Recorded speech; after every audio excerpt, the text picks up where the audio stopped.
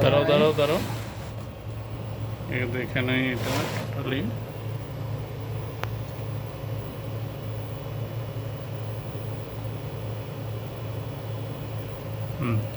তো আমরা আনবক্সিং করবো এখন এটাকে।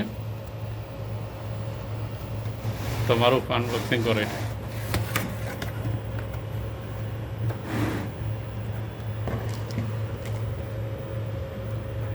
আমরা ওয়েলটিটাই খুলি না,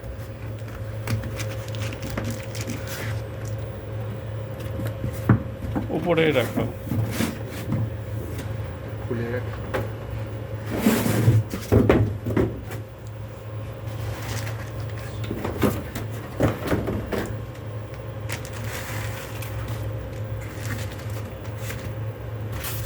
একদম সম্পূর্ণ নতুন আমরা কনফিগার করবো এটা।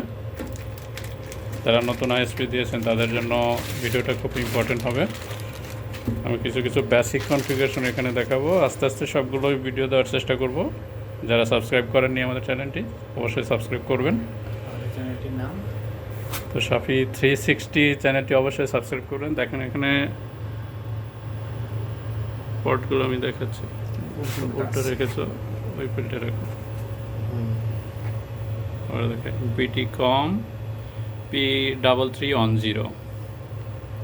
এখানে সিস্টেম লাইটগুলো দেখাচ্ছে, আপনার দেখেন এখানে PON 1 2 3 and 4। এখানে গিগা পোর্ট আছে 4টা এবং আপনারা দেখেন 4টা আর 2টা, অর্থাৎ 6টা পোর্ট আছে। গিগা পোর্ট আছে মোট 6টা। আর এখানে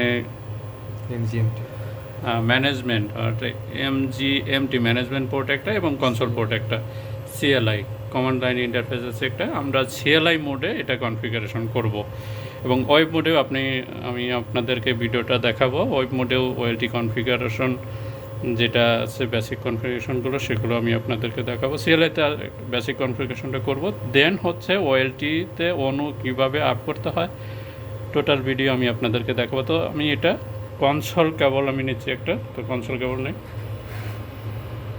কনসোল কেবলটা একটু দেখে দেখে তো এইটা আমি অ্যাটাচড করে নিচ্ছি, অ্যাটাচড করে নাও দুটো সাইডে।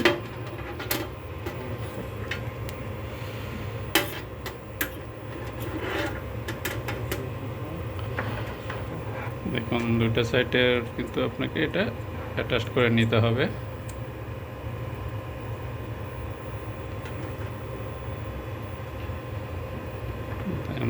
RJ45 কনসোল কেবল এটা, সিসকো RJ45 কনসোল কেবল এটা। তো আমি কনসোল কেবলটা লাগাবো CLI মোডে যেটা আছে পোর্টটা আছে ওইটাতে লাগাবো। দেখুন আমি লাগাচ্ছি। দেন USB পোর্ট যেটা আছে USB পোর্টটা দেখুন, দেখাও একটু। তো USB পোর্টটা আমি ল্যাপটপে লাগাবো, আপনার আমি যেটা দিয়ে কনফিগারেশন করব সেই USB পোর্টটা ল্যাপটপে লাগাবো। তো বন্ধুরা এখন চলুন মূল কনফিগারেশনে যাচ্ছি। আমার ল্যাপটপ মনিটর মোডে যাচ্ছি।